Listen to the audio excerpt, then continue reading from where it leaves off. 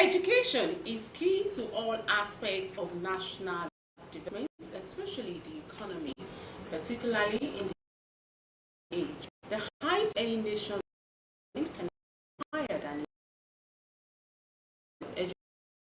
Take a nation, India, today has joined the elite countries on the moon.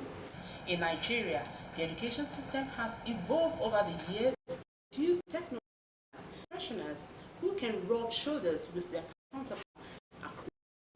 However, there are still lots of rooms for improvements. The private entrepreneurs we call proprietors have been partners in progress to government at every cadre of education, beginning from pre-nursery, primary, secondary, up to the tertiary.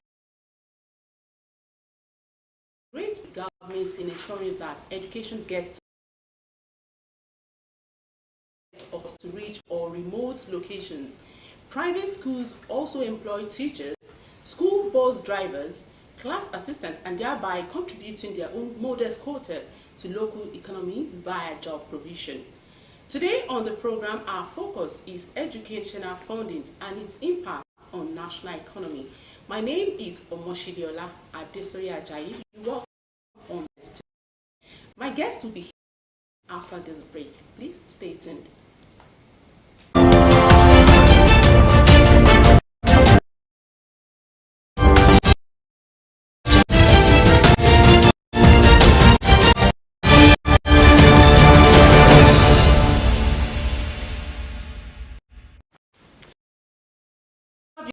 Our discussion earlier mentioned is educational funding and its impact on the economy.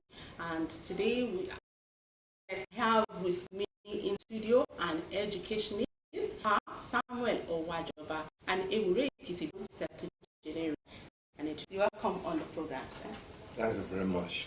Okay, so to start with, comparing the standard of education in Nigeria today with what is obtainable during the colonial era and the first 10 years after independence, could you say we are better for it that than we were than when we were coming?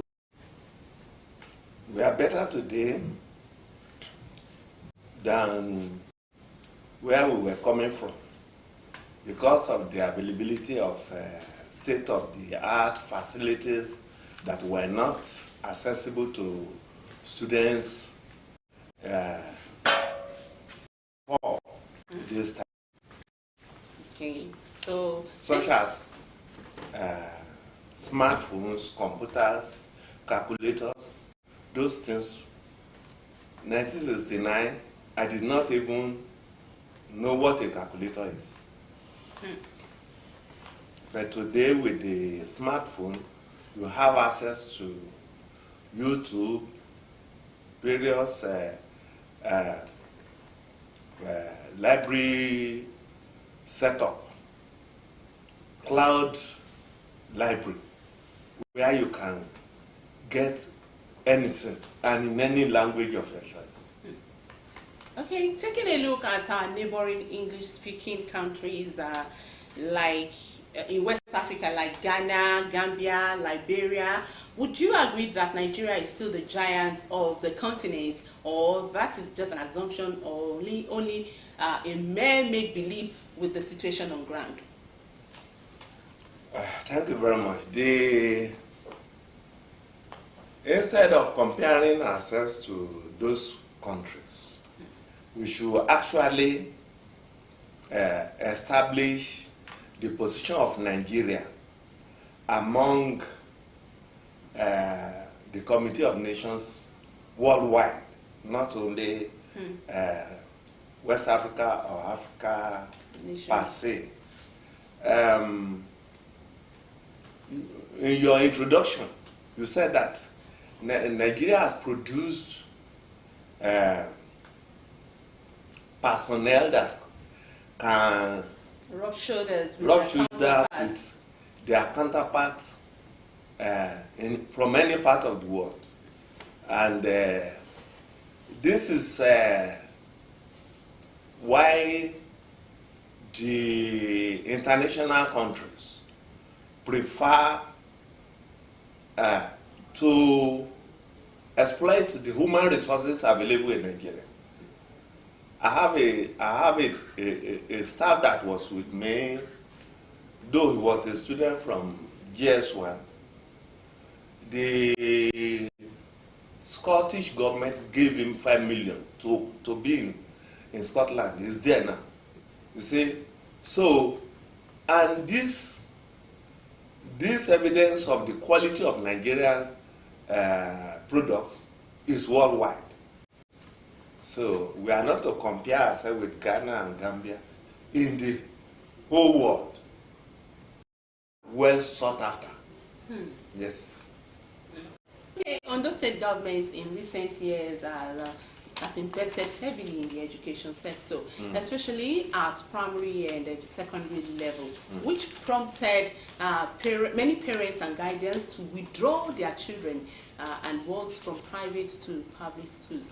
And you are a private school owners. Yes. Aren't you jittery in that you might be run out of business if the trend continues? It is a very wrong concept when anybody says government withdraw students from private. Private is the pioneer, the fulcrum, the arrowhead of technological development. Harvard University is private. The top universities in Nigeria, Case College is private, funded by missionary organizations. Aquinas is private, and since the government took it over, you see, you cannot compare a private enterprise with government. Government have what we call bureaucracy, red tapeism. So even the aeroplane that we are using today were formed by private, the Wright brothers. You see, when you are talking of private concern, you can't compare anything because there is commitment in a private concern. Where the private organizations, schools are, the governments are years behind. You will see that in our GS3 examination, in computer, we still answer questions in theory. That is examining prepare. Whereas in our school, at private computer software engineering from GS1. Other schools start when the child gets to College of Education, University, Polytechnic.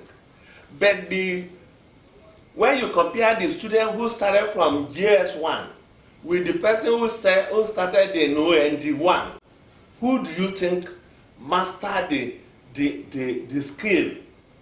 The person who started in GS1, by the time he's finished SS3, is ready for any, and there is no way we can move forward unless we look at the private and the government should actually fund it. But I know their own body, they cannot carry it. So at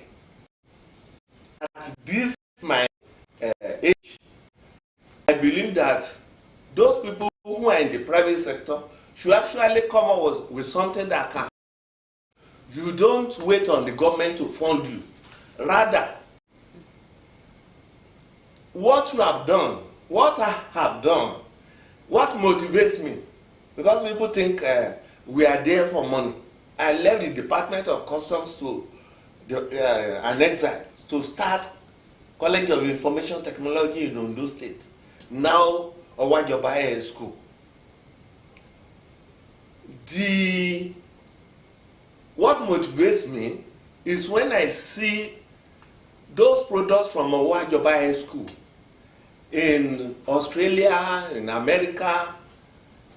I become fulfilled.